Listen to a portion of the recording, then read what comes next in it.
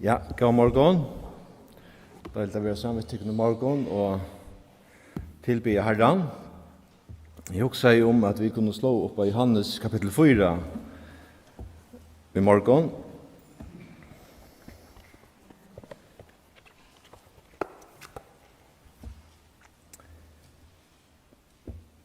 Johannes kapittel 4, og det er et kjent brott som vi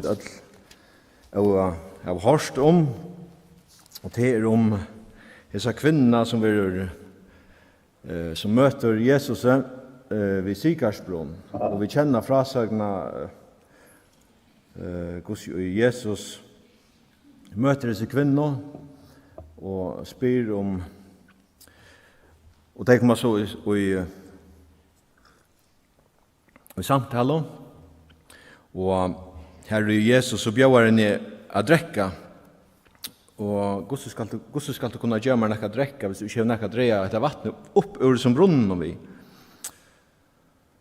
Og så sier han at hver han som drekker etter vattnet som er her som brunnen skal tiste etter, men til han som drekker vattnet som jeg kan bjøre, det skal være noen kjelda av vattnet som springer opp til evet liv. Og så tar vi til lykka som suttja at kvinnan ser at dette er ikke bare en vanlig maur som hun tåser vi, så leser vi det i vers 19. I 4. kapitlet, ta sier kvinnan vi han, Herre, jeg suttje at du er profeter. Fedrar okkar hava tilby og hesum fjallet, og tid sier at i Jerusalem er stegi her tilby og er av vera. Og så hetta, Jesus sier vi henne, trygg mer kvinna, tan tog kjemur, ta i takk først skal være av hesum fjallet, etla i Jerusalem til tilby av feire. Tid tilby av te, og tid ikkje kjenna. Vi tilby av te, og vi kjenna, til frelsan kjemur fra jødene.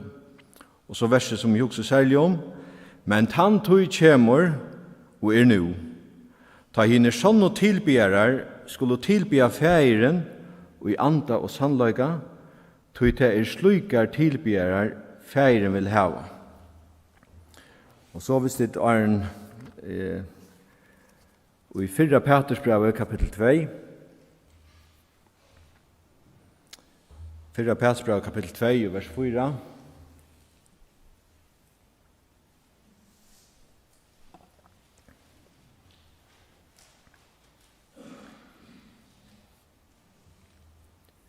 Komme til hansara, hin livande støyn, som vurst er vreka av menneskjon, men er god i utvalder og dyrabærer, og lete til kun sjolv som livande støynar bygge opp til andalit hus, heilavan prestaskap, at bæra fram andalig offer som vi Jesu Kristi toknast gode.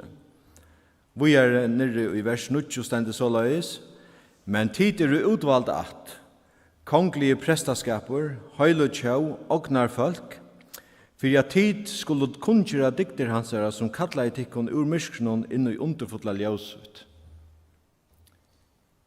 Vi er livande støynar, og vi skulle bytja opp til andalit hus, høylavan prestaskap, og vi er høylo at konglige prestaskaper, høylo tjau, ognar folk, for at kunngjøre dikter hansara som kallar i okkon ur myskron inn i underfotla ljósut.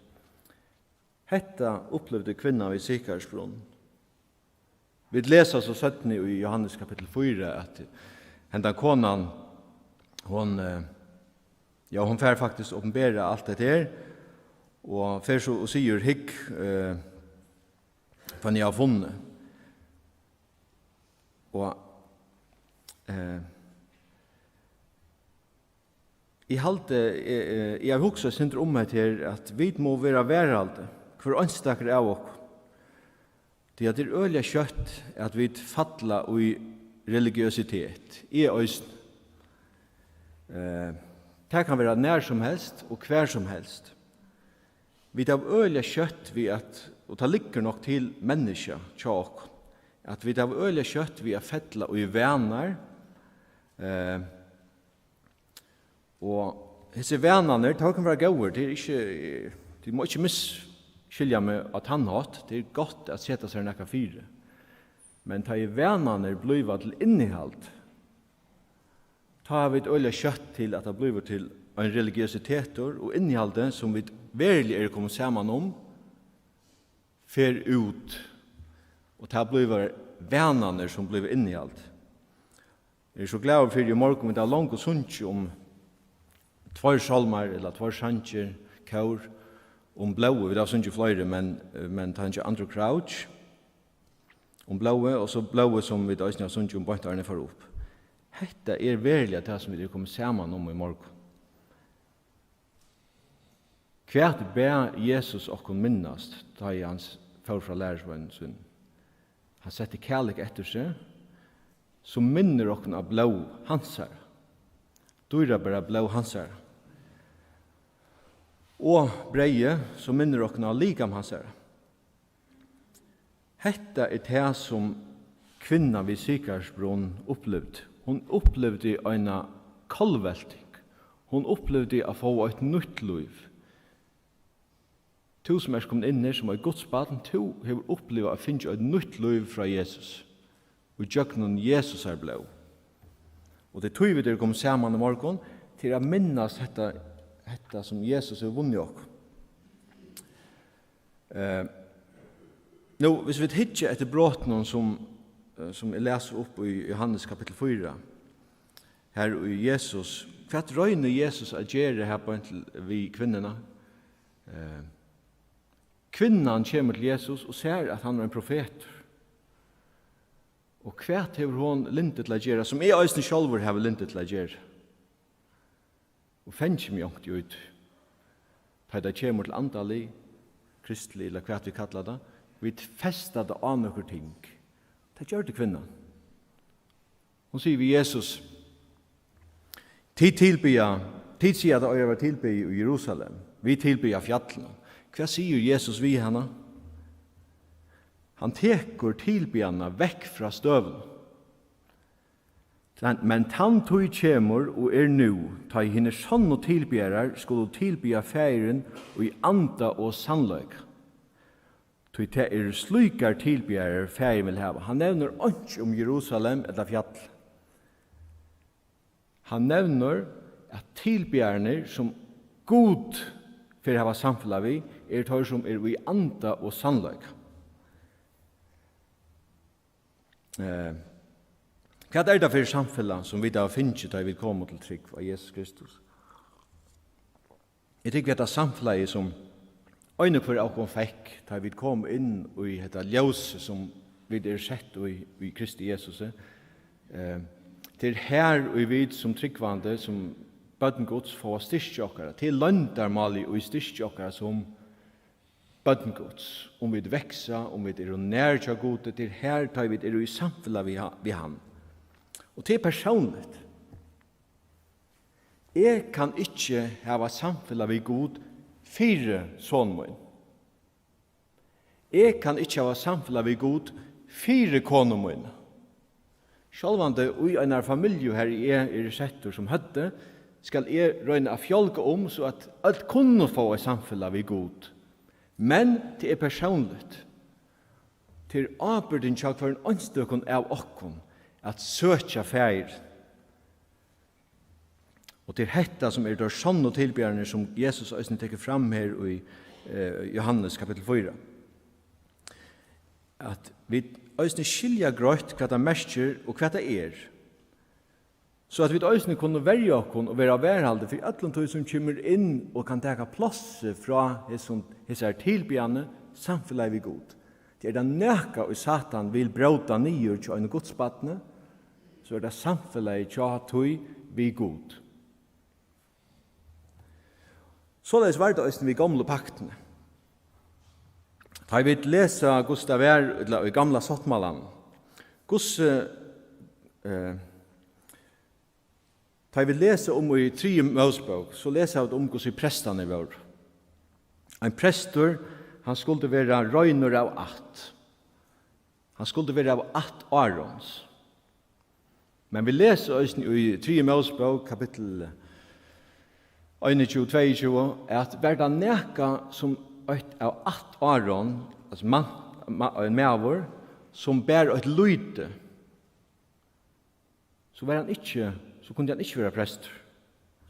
Så det skulle være en prester, en maver, og i røyner i att, og røyner som personer. Det kunne ikke lyte være. Så kunne han ikke offre eller standa fram for alt er gods. Og da vi leser om i kapittel 16 og i 3 Mosebok, så sier jeg av det som mine store bøterhattene, så leser jeg av det som om gods, og da er for fram for alt er gods, disse prestene.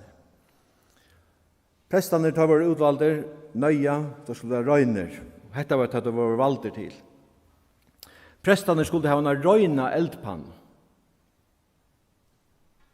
Og av eldpanna så skulle det røykelse komme. Så at jeg tar tåk og det er brent og etter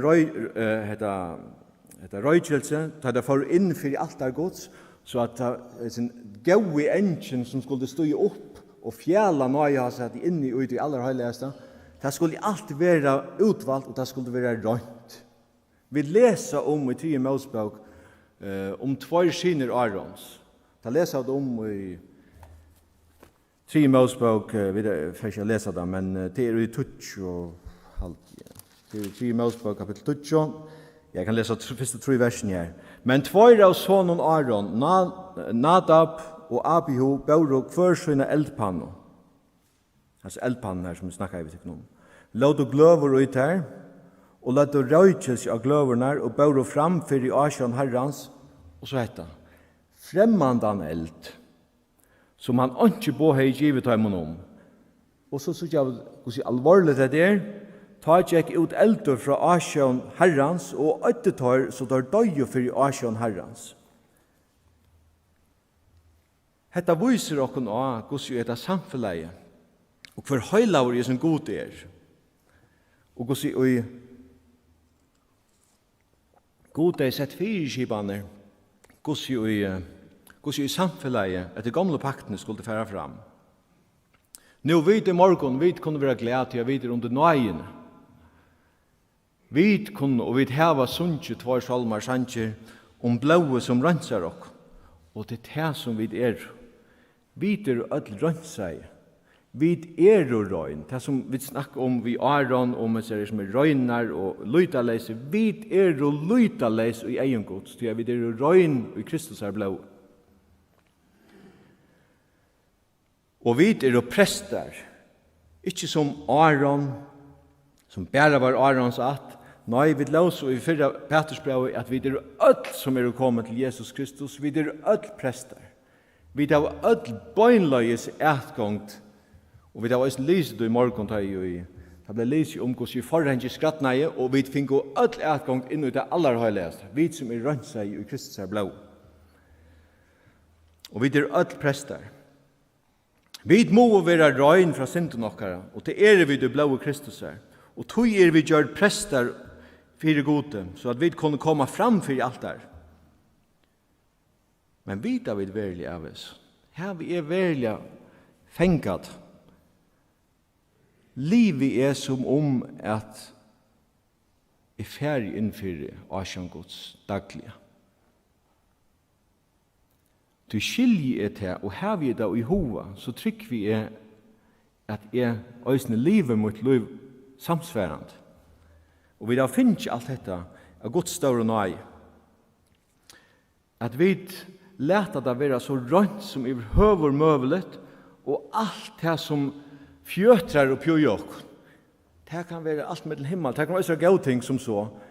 Men vi missa det verilige innholdet at vi kommer fram for en høylavan god, røyn og blå i hans herre, og vi er røyn, og vi tar rønt samfunnet vi god sjálvan.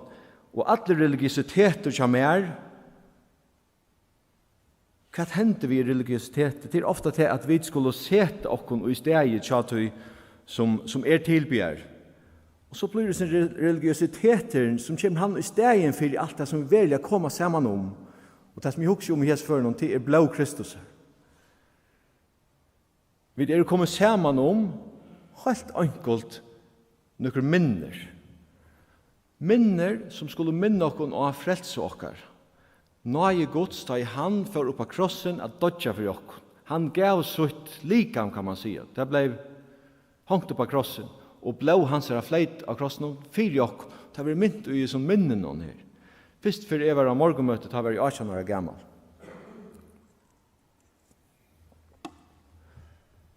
Jeg visste ikke hvordan det gikk fyrir seg. Så jeg får, det var her i salen under Jontor. Det var, onker ville sagt, det var øyelig simpelt. Det var kanskje det som kom til mitt hus i början. Det er øyelig simpelt. Vi takka, vi synsja, og vi minnast. Men som tøyen er ferden, og nå er jeg 43 år gammal, så gjørs dette dyrabærer. Hvis jeg velger suttje, og jeg kan rønsa alt det som annars fevner, og vi fjøtra opp i alt møvlet, hvis vi røyner halda det til det røyner, at det er en tilbyan til god, her vit, som prestaner under gamle paktene, røyner, vi omkom fremmand, vi bærer tøy som god innskjør, koma inn fyrir god og tilby han. Hva blev det da? Da blev det en søtur, tøtjelir engje som styr opp til god. Her vit koma, og i hans er han nøyd, jeg vet at finnes ikke alt det der. Det er ikke at vi i jøkken viken har vi opparbeidt med nek. Men her er rønt i alt det som honker på meg, religiositet eller hva det skal være, at det bare blev det som er tjattnan. Tjattnan er Jesu blå. Det var ikke noe Jesu blå at han vann med, at han døg for meg. Eldpannan til presten skulle være røyn, såleis er røyjus kunne støye opp til god i tilbya. Gos gjør det såleis okkom. Såleis må vi også ha røyngjørst og et røynt sinne som er lagt opp av hele andan, så hvis vi tar vidt komme fram for god, at okkar er røyjus, at okkar er hjärsta, det har vært brent opp av hele andan, så hvis det blir et røynt røyjus som styr opp for god. Og i Amos kapittel 5 sier han nøklund av det samme, og ta alltid han sier bare til det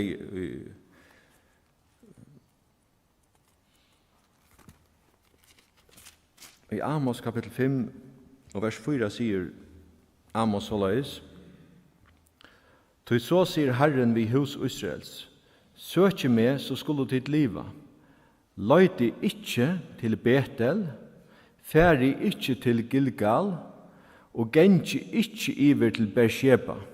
Til Gilgal skal færi utleggt, og Betel skal være til åndsjes. Søkje Herren, så skulle ditt liva. Til så sier Herren vi hos Israels, søkje med, så skulle ditt liva.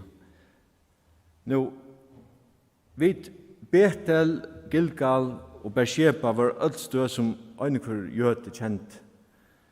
Betel leser vi om, og Jakob hever dreimen, og han drømmer om stian.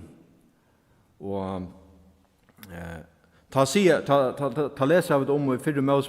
Mosebok kapittel 28, at Jakob sier, «Sannelig er Herren av hesen steg, det visste jeg ikke.» Så sier han, «Hetta må være høylagt steg, visselig er husgods her. Her er poster himmelsens.» Og hva gjør han så? Han kattlet i steg i Betel, husgods, merkda, men vi leser i 17, så kommer Jeroboam, han gjør alt, han kører en kolv av god til Betel. Hva var Gilgal?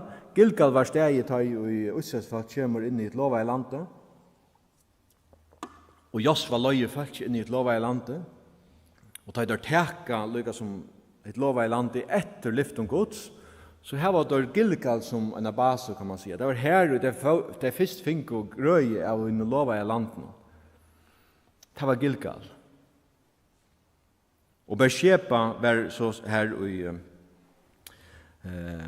Abimelech og Abraham gjør det sattmål av Midtlandsøen. Til å lese dem langt fremme. Men etter alt stø som øyne kvar gjøte som var trofastor, myntest og sa noe godt i støyne. Og jeg visste ikke at tid øysene hava tikkere Betel, og jeg har øysene mot Betel, eller Gilgal, eller hva det kan være. Og det fint. Men kvært innskjur Herren. Herren sier, søkje med. Hvor sier jeg her i morgen? Jeg halte vidt jeg var linte til. Jeg har jo også linte til at være femt, eller at jeg glemmer Herren. Jeg tås jo om alt annet. Og i Johanna Lukas tar jeg vil lese om henne menner som færer til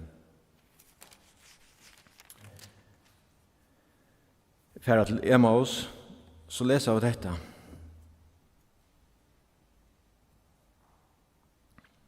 Tvøyre tar man for samme dagen til bygd i et Emmaus og vært trusstadier fra Jerusalem. Hva gjør det? Tar tåsa og hver vi annan om alt dette og hente i. Tar jeg sikkert tåsa om krossfesting, tar jeg tåsa om hvordan hæsen var, hvordan hin var, og hva hæsen gjør det, og hva hæsen sier, og alt dette forskjellige. Det kan jeg også gjøre. Men tar nå tåsa oss hjemme og spurte hver annan, kom Jesus sjálvur til tarra og fylltes vidt dem. Og hva hendte så? Men ei og tarra var hilden atter, så da kjente han ikke. Tarra sikkert øysene tåsa vi er. Og hei du hørst om hin sier hatt, hin sier hit. Og hvordan var han hatt det her, var ikke ordentlig at bøtjen det er hit. Tar fylltes vi Jesus, og tåsa om alt møvlet, men det sjå ikke Jesus. Hatta kan jeg øysene rett ikke nøy dit. Jesus sier, Vittar, hva er det de tås om før vi annan medan til geng og tar stå og sorgarfull?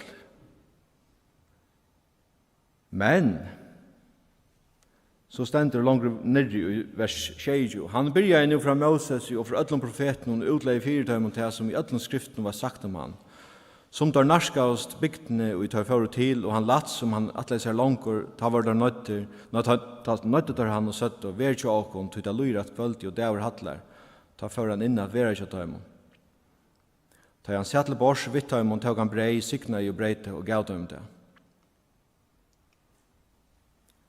Ta var ei og tar letten opp, og der kjente han.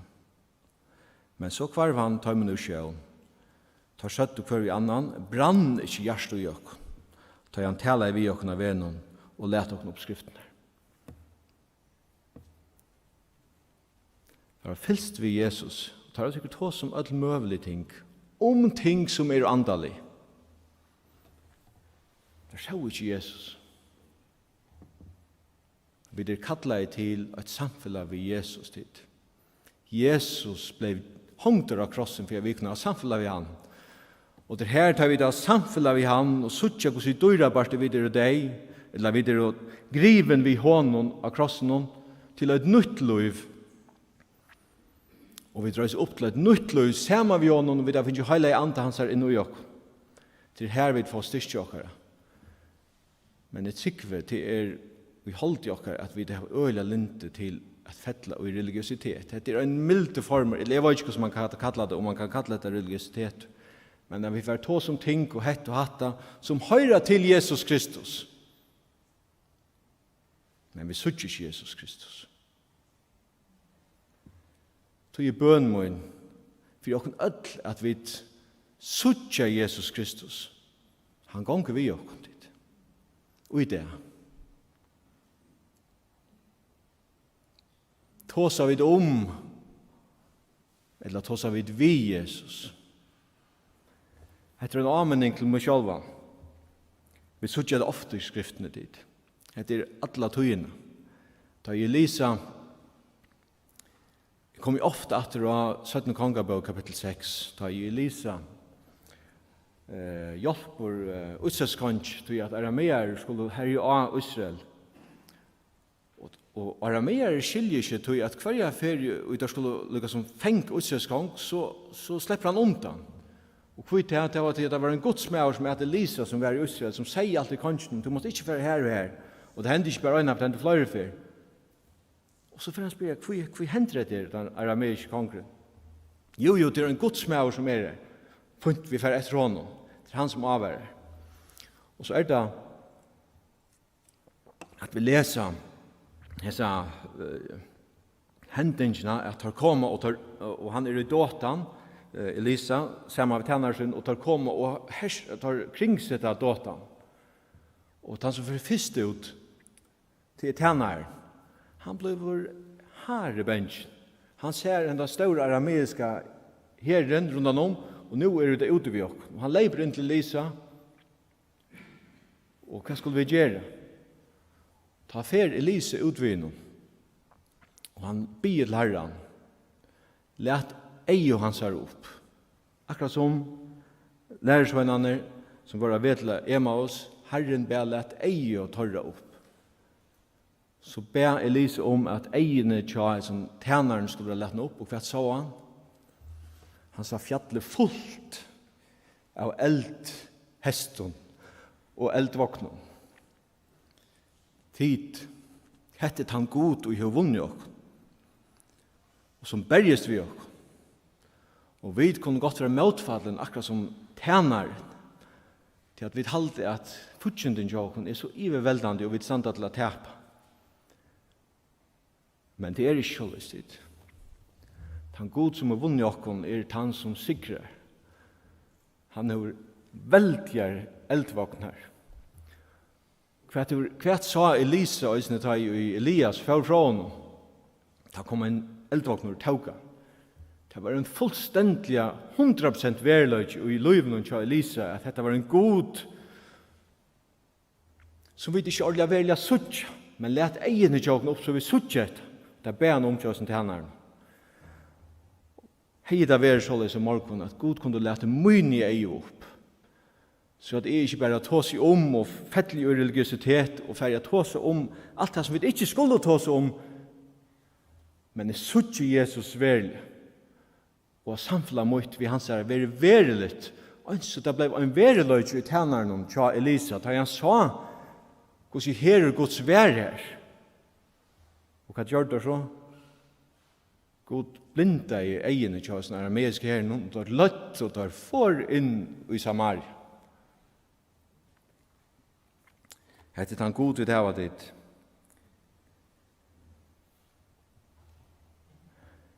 Jeg sjálfur vi tås om ting som har samband med han. Og jeg trykker vi oss til det som Satan oss ikke. Om Satan hei ferdig og utbasonera vi mer en ordentliga. Det var helt eise at det var flagga vi fotlarstång at nu gjør det gunnar okkurst helt gal. Så det sagt stopp. Men Satan så sniltur tid at han finner hver videre vøyk og setter i stegen ting som vi halte antallig. Det kan være samrøv okkar. Et omtale av øyn lør. Og jeg har synda menga gengi kan jeg si at det. Og jeg halte det en antallig samrøv. Men tid, det kan være sett inn av Satan. Så hvis jeg vet egene for attertid.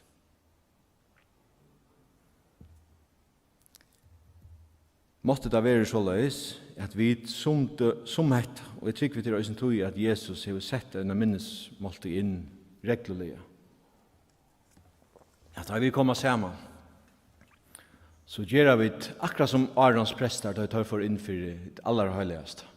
Vi hukser om Aron, hva det vi færer til.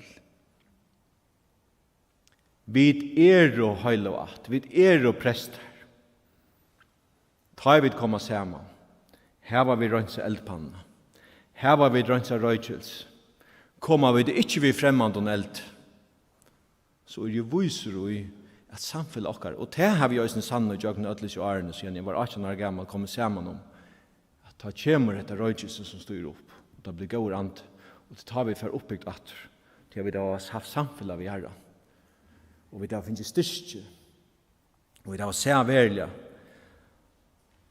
Så bøn mun at vi sammen søker Herren, og at vi ber om at han hjelper oss og Jesus, at det var samfunnet vi ser, og at vi orverken, så at det alt som som kommer inn i okkara løy, som vi halda kanskje funnet, at vi doer at takka det og solda det fra, så at det blir rønt. så är att antalliga godsdyrkan okkara i røyn. Jeg skal forbya. Himmel kjære, vi takkar deg for året. Takkar deg for at vi da kunne lyse i morgen og åretøynen, og måtte det være så løs at alt det som av mer, fettler til gjerrar, og for bort vi glømskunar vind. Jeg ber om at det som kommer fram av her, i morgen, man kommer og festas i sinne i okkara. Hjelp okkene at dvelje over hæsson, hjelp okkene at livet hette. Takk for åretøyt, som en veløying om hvordan vi som bøttene kunne leve, men takk mest av øtlom fyrir at vi i åretøyne suttja hvordan kærlagsfotler og nøyrugur dverst, til å sende okkon såntøyne. Og til tog vi der kom saman i morgen, at minnast og takka der for jeg fyrir dette store offer, at du lett såntøyne dødja fyrir okkon. Takk for blåe. Hjelp okkon og hjelp okkon i hesen at vi må røyne og søkja Kristus. Let ei okkar opp i det daglige. Let okkon finna Kristus ta vi bråda breie saman. Let okkon finna Kristus ta vi der under åren. Let okkon finna Kristus ta vi da samflag hver vi annan og ta vi tåse og hava samtale vi kvann annan. Let okkon finna Jesus i bønnen okkara. Let okkon finna Jesus i tilbyan okkara. Herre, jeg ber om at du hjelper okkon. At vi ikke er som nær lærersvenner som genga og ikke suttja til at vi li okkar. Men let ei okkar opp så at vi tåsa vitt til og hava samfella vitt til og styrke okkar i det daglige fra til Vi takkar der for i fyrighet.